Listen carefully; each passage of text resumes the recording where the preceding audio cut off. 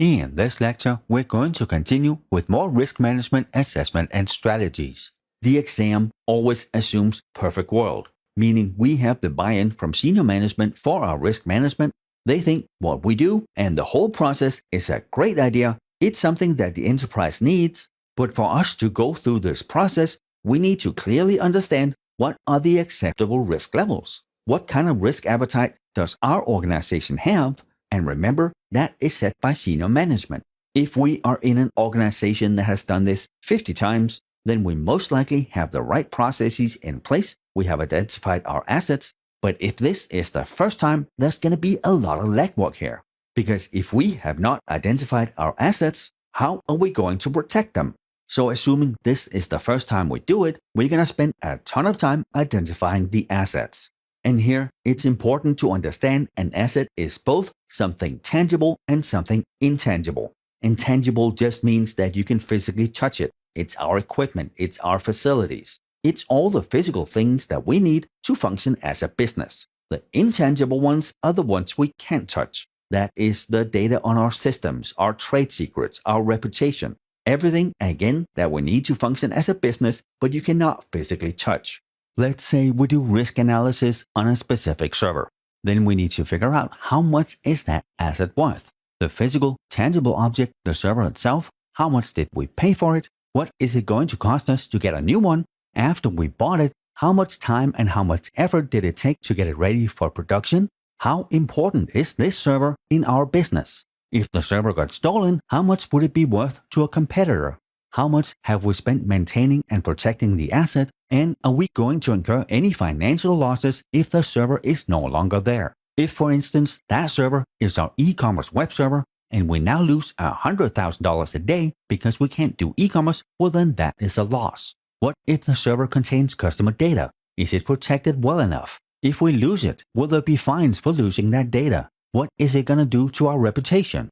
Now, if that server gets stolen and the encryption on the server is not strong enough, we lost a bunch of customer data, both transaction data and personal identifiable information. Let's say we get fined $100,000. For me and you, that's a lot of money. But if our company makes $100 million a year or is valued at $100 million, then maybe not so much. But maybe the loss of that server would cause a significant drop in stock prices, let's say 20%. If we're valued at $100 million and it drops 20%, well then our shareholders just lost $20 million. Or if we have $100 million in revenue every year and the breach is so bad that we lose 20% of our customers because they don't have confidence in us anymore. But again here, $20 million loss. And that really is why it's so critical we look at the whole picture. Sure, we can go out and buy a new server for $20,000. But I can't fix the stock prices or the lost revenue with $20,000 or $100,000 or $1 million. So the loss of an asset is not just the asset itself. It is both the intangibles and the tangibles. It's everything that makes up that asset. And in most places where I have worked, we have had an okay asset inventory. There was definitely stuff that was not on the list, but most of it was. At some point, I was the IT project manager, and we did a large data center move. And we kept finding servers in that data center where no one knew what they did. No one even knew who owned them, how they got there. They just magically appeared, and some of them were old, like really old. But some of them were also new. We spent an incredible amount of time tracking down what they did. Because this was at a hospital. You can't just unplug something and see what happens. What if this is something that keeps people alive? Now, there are a variety of reasons why this should never have happened. Obviously, you don't just plug servers in without updating the asset inventory. On top of that, you don't have open ports where you can just plug stuff in. And many of the servers that we found, it was just random analysts that had gone to some random conference, got sold a product that they didn't really need, and then either themselves or the vendor came out and installed it in the data center. They should not even have access.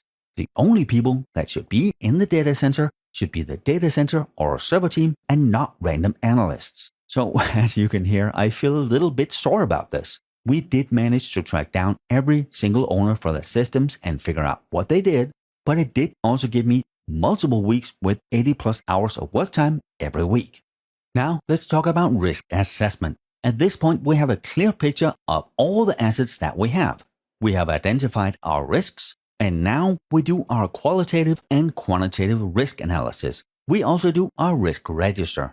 And then we probably do some uncertainty analysis, because even with the quantitative risk analysis, the one where we put the numbers to the feelings, even here, it is really just our best guesses. We guess that if this happens, this is probably how bad it's going to be. And even if we're great at what we do, we don't have a magic crystal ball where we can see all the right numbers. But our hard work, our due diligence, and due care should give us a reasonable accurate picture of how bad the risks are, how much mitigation would cost, and what for this asset would be the best thing to do. After we have done all that, we hand it off to senior management.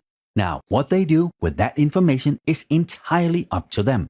They can choose to act on our recommendations, and they can choose not to. So really, for any risk to our enterprise, we can choose a different risk strategy. That could be risk mitigation. We reduce the risk. We put something in place that's going to minimize that risk to an acceptable level. And that really is key here. We keep doing that. We put in a mitigation that reduces the risk. If it is still too much, well then we add another mitigation until that risk is at an acceptable level. And of course here, everything we do is based on a cost-benefit analysis. Both because it makes sense, also this is something senior management can completely understand. It's numbers. If we put in this countermeasure and it's going to cost us $250,000 a year, but it's going to save us $1 million, well that's pretty simple math. So risk mitigation, risk reduction is some sort of countermeasure. And here I think it's also important to talk about risk appetite. How much risk are we okay with accepting? Again, how much risk is senior management okay with accepting? How either tolerant or adverse of risk are they? All completely based on who we are, what we do, what our vision is, what our mission is, and what in our organization is deemed reasonable. So if we have done the risk mitigation, whatever risk is left over is the residual risk. If that risk is still above our risk appetite, then we do the next mitigation. We could also choose to do risk transference or risk sharing. That is us transferring the risk to someone else. In most cases, this would be buying insurance. We give them a certain amount of money, and if something bad happens, they give us the money back plus whatever we need to fix the problem. But it could also be we do a project with someone else. We want to launch this new product. We know it comes with some inherent risk, and then if we're 50-50 partners with someone else, well then they have half the risk. Obviously, we also only have half the reward. Like I said, in most cases, risk transference is buying insurance. Then the next option we have is risk acceptance.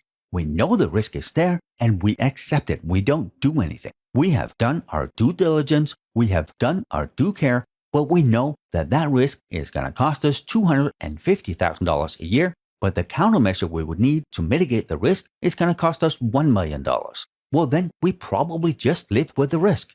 It's going to be more expensive to do something about it, so we don't. We, of course, here again, monitor the risk, but choosing not to do something is okay if we have done our due care and our due diligence and it just doesn't make sense. Next up, we have risk avoidance. And here again, we do our due diligence, we do our due care, we have determined it's not financially viable to mitigate the risk, we can't transfer it, we can't accept it, well then, we stop doing whatever we're doing. Whatever's causing that risk, we remove it. If we determine that our employees using laptops cost us $2 million every year in losses from the lost laptops and the lost data, but we don't really need laptops, everybody is at their desks, well then we can just stop issuing laptops. In most companies, I know this may not work, but you get the idea, right? We stop whatever is causing the risk. And then finally, we have risk rejection, and that is never ever ever okay. That is us knowing the risk is there, but we just ignore it. Never okay. Because if you do, that is you not doing your due diligence, not doing your due care. You are now negligent and you are liable. Our risk responses should always be based on our analysis, our due diligence, our due care, and it should be one of the 4 categories: mitigate, transfer, accept, avoid. And with that, we are done with this lecture. Thank you for being here, and I will see you in the next one.